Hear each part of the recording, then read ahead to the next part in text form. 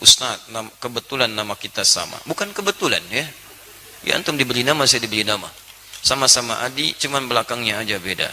Hehe. Satu mau ngapain tanya? Allahu Akbar.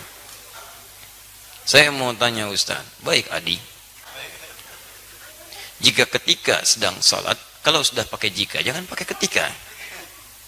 Sir, asar dan zuhur, makmum sudah selesai membaca Al-Fatihah, kemudian apakah dia menunggu imam selesai membaca surah, ataukah kita juga membaca surah?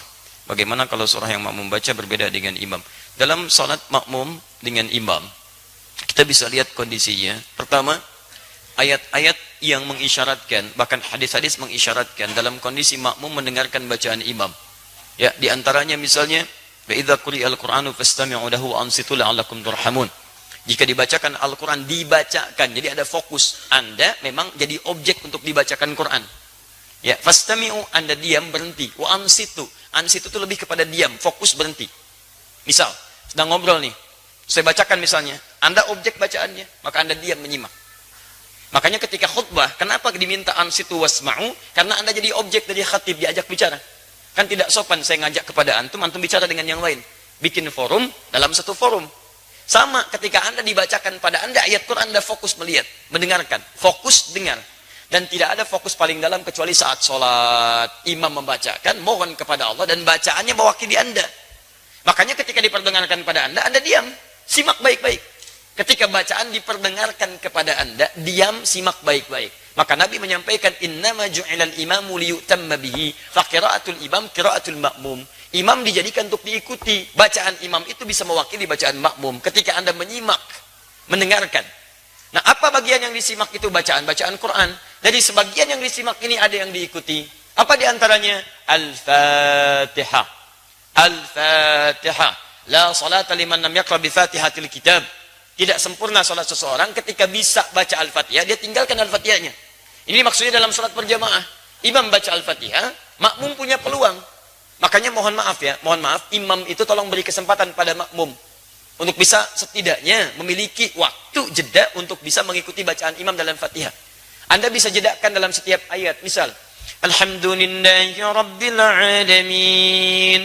Tidak sebentar, makmum mengikuti dalam hatinya. Alhamdulillah Rabbil Alamin. Ar-Rahmanir Rahim. Antum ikuti misalnya. Bisa antum kalau baca hadar misal seperti dalam tarawih, Alhamdulillahi Rabbil Alamin, Ar-Rahmanir Rahim, Maliki Yaumiddin. Antum panjangkan itu, sambungkan sampai waladdallin misal, antum jeda sebentar supaya makmum punya kesempatan untuk membaca Al-Fatihahnya. Batas paling minimal kata para ulama 3 ayat. Kalau antum baca dari bismillah sampai Ar-Rahmanir Rahim. Kenapa boleh 3 ayat? Karena ayat terpendek dalam satu surah Al-Quran, surah terpendek di Quran adalah diukur dengan 3 ayat. Inna a'tainakal kautsar, fashalli lirabbika wanhar, inna syani'aka huwal abtar. Itu terpendek. Karena surah terpendek 3 ayat, maka setiap surah dipandang cukup ketika dibacakan 3 ayat dengan kadar yang sama dengan Al-Kautsar. Kalau Anda sudah Ar-Rahmanir Rahim, imam baca surah, Anda diam simak di sini. Dengarkan, dengarkan, dengarkan. Itu yang dimaksudkan. Di Al-Fatihah diikuti, adapun surah setelahnya Anda dengarkan dan simak dengan baik. Paham sampai sini? Baik. Jika tidak mampu mengikutinya karena sudah ruku, imam meruku, Anda nggak usah baca Al-Fatihah. Karena imam itu diikuti, imam ruku, Anda ruku. Imam sujud, Anda sujud. Jadi begitu Anda misalnya datang, sholat, misal kita kasih contoh, antum imam. Bismillah. Ini, kiblatnya ke sini mas. Nah, ya. Baik, ruku. Nah, datang ini, masbuk. Bismillah. Baik, lihat baik-baik. Sebentar, pertanyaan saya, kenapa antum masbuk? Hah? Orang lain bisa tepat waktu, antum masbuk, kenapa antum masbuk? Jangan dibiasakan mas, sholat itu penting. Antum dahulukan kepentingan akhirat. Jangan diulangi lagi ya. Yang lain bisa datang tepat waktu, antum masbuk, luar biasa. Siapa nama antum? Mas Faiz, bukan masbuk. Jangan masbuk, ya Mas Faiz. Jangan diulang ya. Awas antum, hati-hati.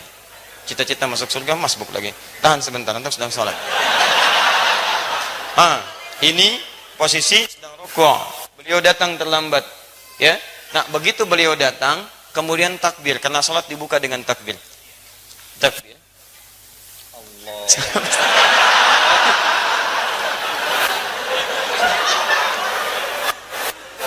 Sabar ya.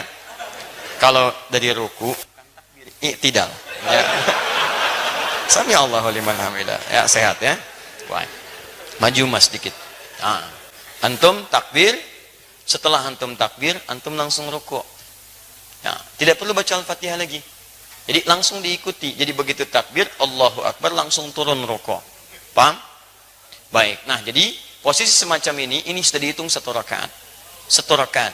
1 rakaat itu artinya rukuk itu dari kata rakaat. Semua ulama sepakat kalau makmum sudah mendapati rukunya imam maka dihitung 1 rakaat. Karena ruku berasal dari rakaat. Dan ruku ini sudah bagus, teman-teman, naik sedikit. Nah, segini. Ukur segini ya. Dilurus sampai ke sini, sampai kalaupun disimpan bejana di atasnya, kemudian dituangkan air, itu tidak goyang. Ada airnya Mas ya, hati-hati. Ya. Nah, antum boleh duduk. Tidak. Baik pemirsa, jadi contoh ruku semacam ini, ruku yang bagus. Hati-hati Mas ya. Ah, sudah. Terima kasih. Nama siapa? Lukman. Lukman. Baik. Nama antum disebut di Quran surah keberapa? Ah, sudah. Ya. Surah 31. Baik.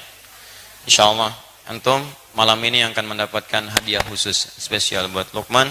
Kita akan berikan mushaf khusus dan kita doakan dengan mushaf itu bisa hafal Quran insyaallah ya. Baik. Sudah menikah? Alhamdulillah. Baik.